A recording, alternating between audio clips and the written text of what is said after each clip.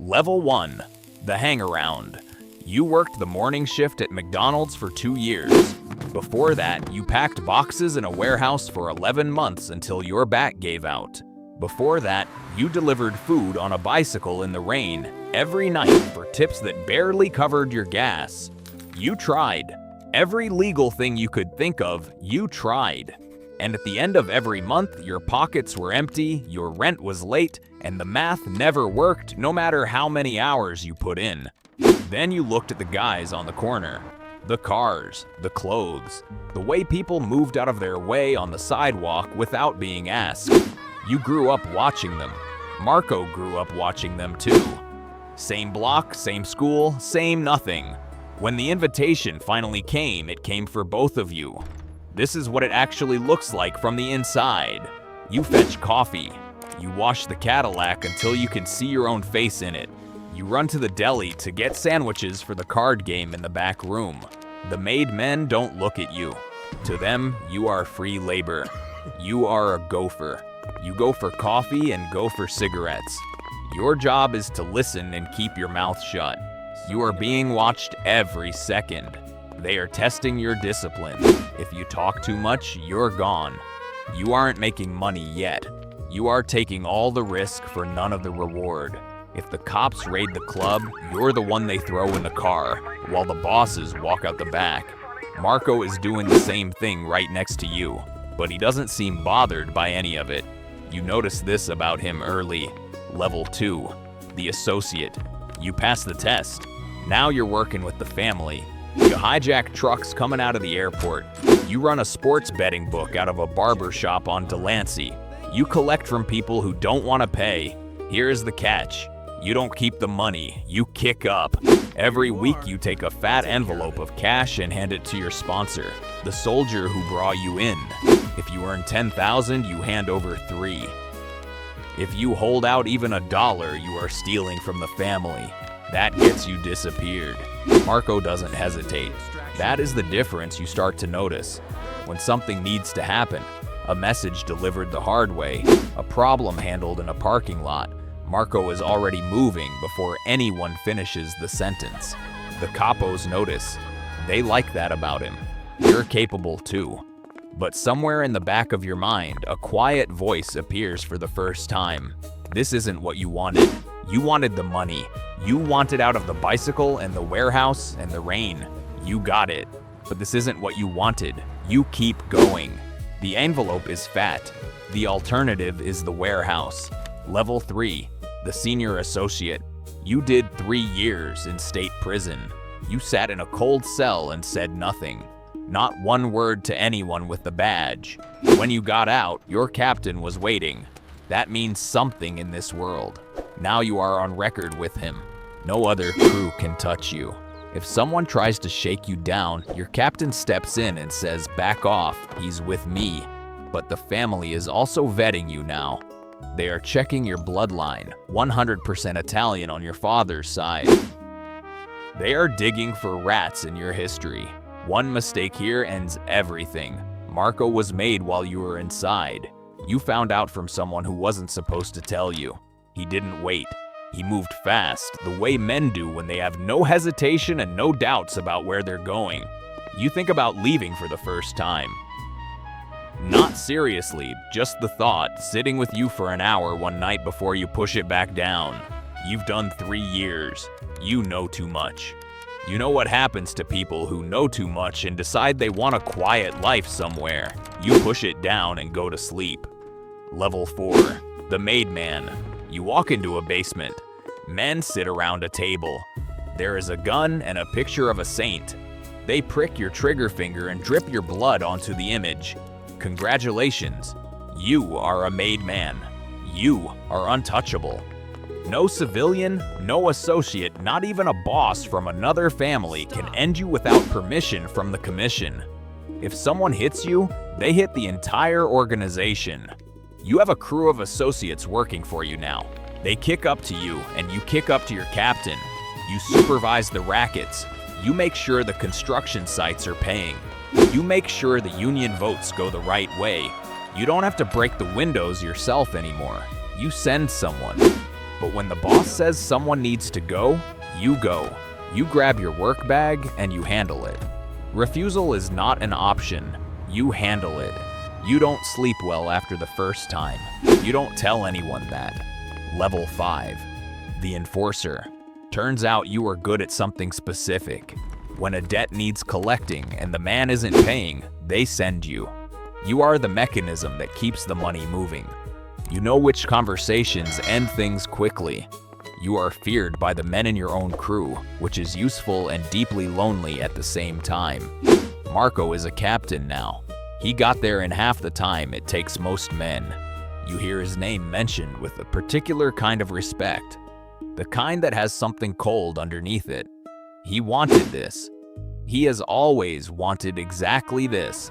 One night you sit in your car outside your apartment for 40 minutes and think about the bicycle, about the rain, about the smell of those delivery bags.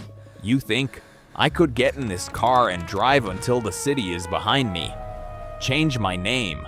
Find a warehouse somewhere that doesn't know my face. It would be nothing. It would be exactly what you came from.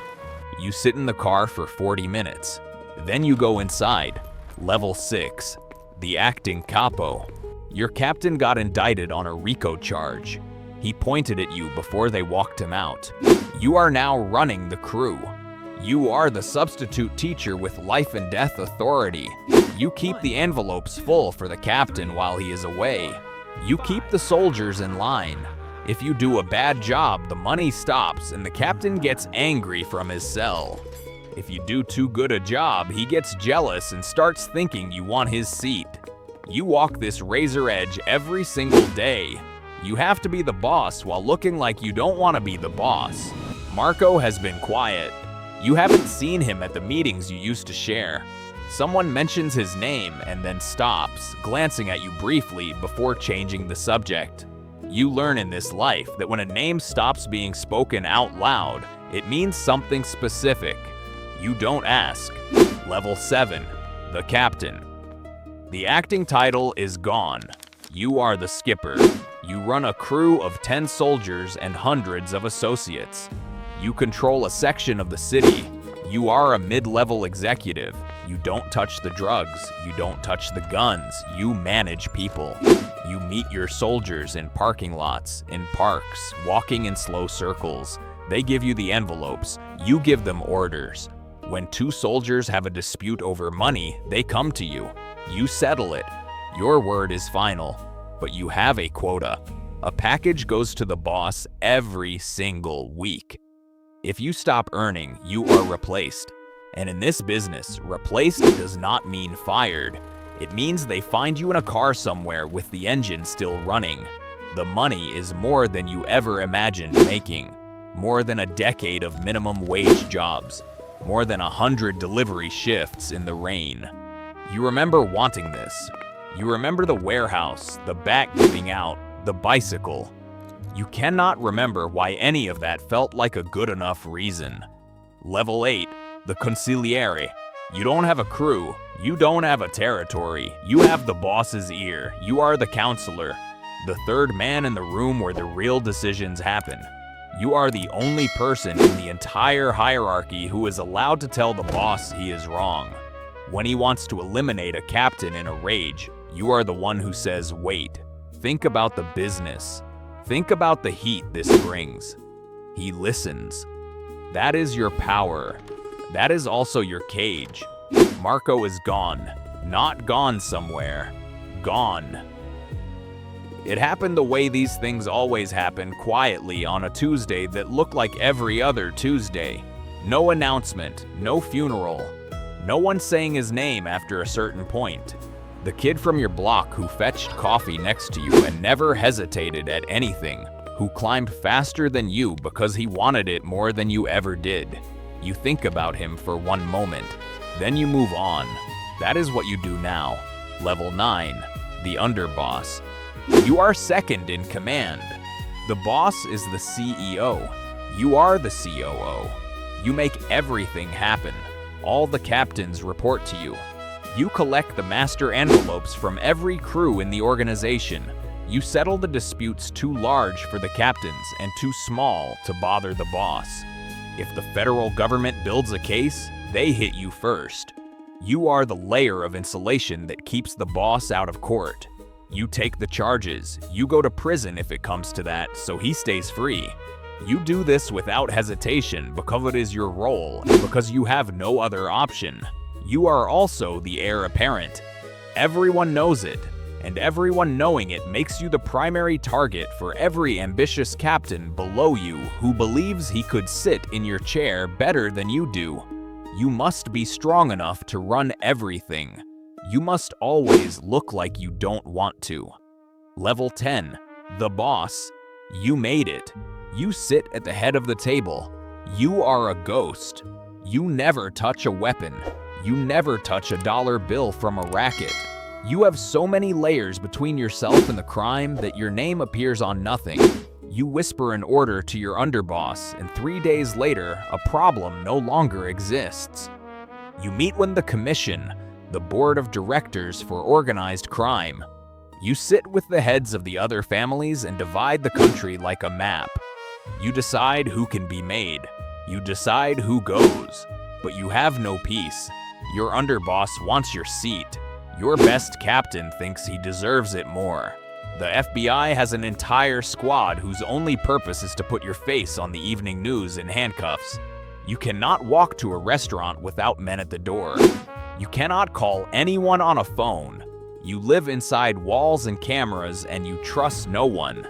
Because trust is the thing that ends people like you. There is no retirement. There is no version of this where you walk away and open something quiet somewhere and grow old without looking over your shoulder. You will stay on this throne until you die. In a hospital bed, in a federal prison cell, or face down on the pavement outside a place you should never have gone. You think about the McDonald's uniform sometimes.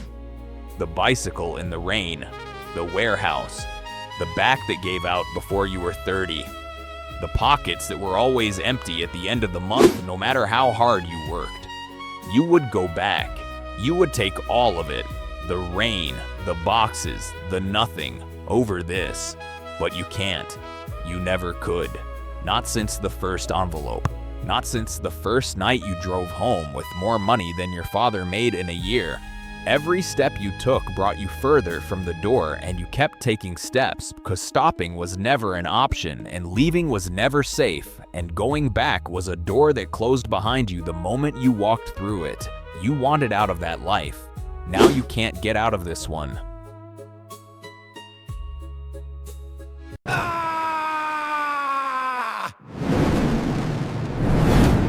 Life is a nightmare.